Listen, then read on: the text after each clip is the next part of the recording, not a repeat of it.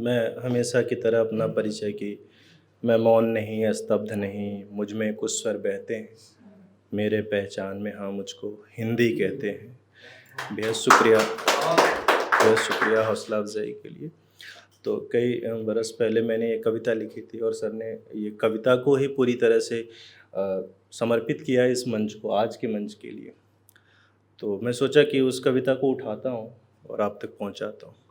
और ये तब होता है जब आप पूरे ही सार्वभौमिक तरीके से दूर दराज एरिया में होते हो, जब आप गांव से जुड़े हो, जहाँ पे पुराने बाज़ार हों, पुराना पुल हो, पुराना डाकखाना हो, और आज के समय में जब आप लौट के जाओ तो वो यादें फिर से आप तक लौट के आए।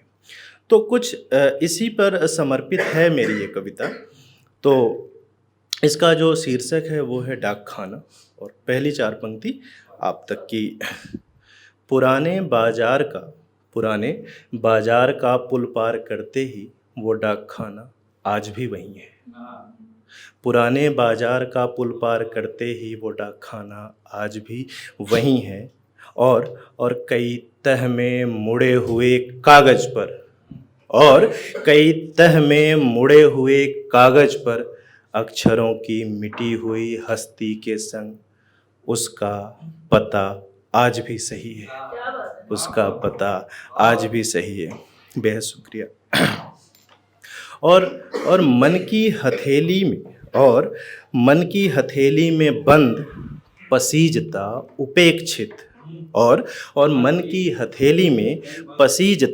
उपेक्षित उसके लिए विरचित मेरा खत आज भी वहीं है।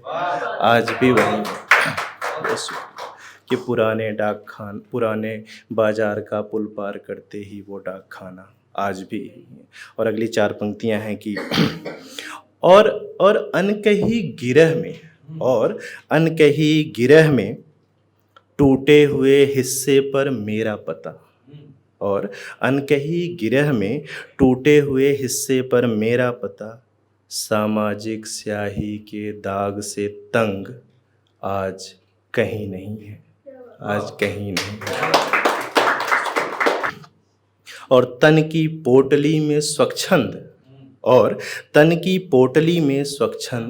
अकुलाता अकथित, और तन की पोटली में स्वच्छंद अकुलाता अकथित उसके लिए चिरपरिचित मेरा चरित्र अब सही नहीं है। हाँ, पुराने बाजार का पुल पार करते ही वो डाकखाना आज भी वहीं है।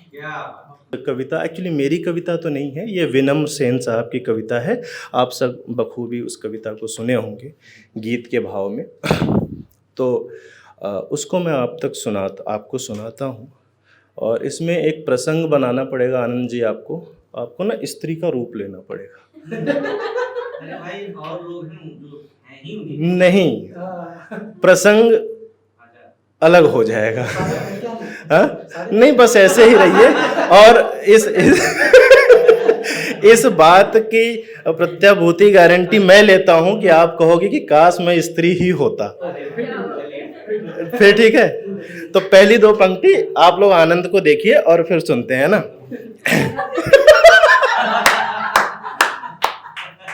फोटो आप ले सकते हो आनंद का। सुनिए, विनम्र सेन। हाँ बिल्कुल।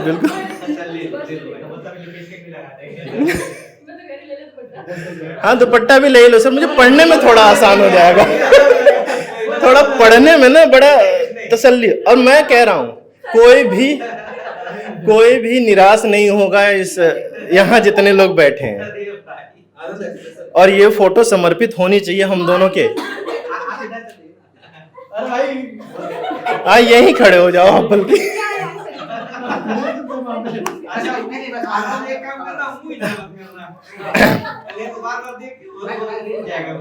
ठीक है।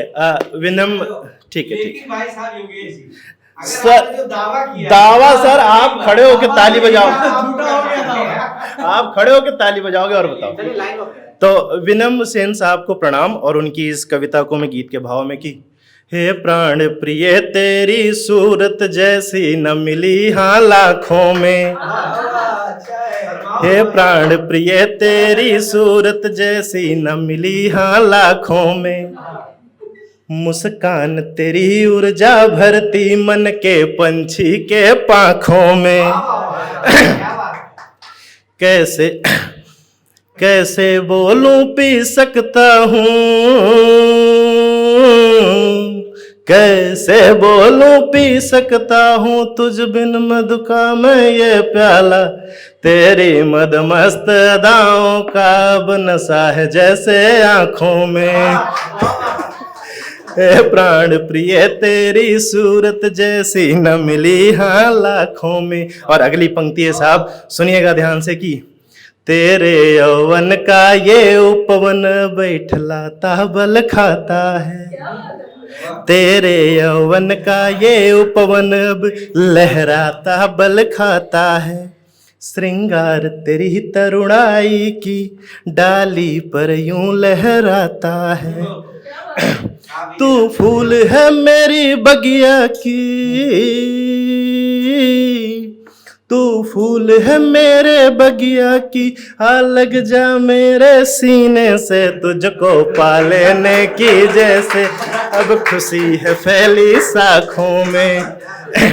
और अगली पंक्ति है कि बस एक झलक उसको देखा ना जाने कैसे प्यार हुआ, बस एक झलक उसको देखा ना जाने कैसे प्यार हुआ, फिर क्या सपनों में अब उसका आना जाना हर बार हुआ, नित नए श्रृंगार रचा करके संकेत न जाने क्या देती, नित नए श्रृंगार रचा करके संकेत न जाने क्या देती, सांसों में घुल घुल करके वो मन मंदिर को महका देती, तिरछी आंखें बारीक हंसी, तिरछी आंखें बारीक हंसी, अधखिले कमल सी वो लड़की, इन संकेतों की डोरी में हर बार मुझे उलझा देती, इन संकेतों की डोरी में हर बार मुझे उलझा देती, इस प्यार की उलझी डोरी में मैं बिल्कुल ही लाचार हुआ, बस एक झलक उसको देखा ना जाने कैसे प्यार हुआ। बहुत शुक्रिया, धन्यवाद। ये बात मैं डाल सकता हूं ना। ये बात तो है कि आनंद कोई झलक कोई देख लिया तो प्यार हो ही जाए। हो ही गया है सर।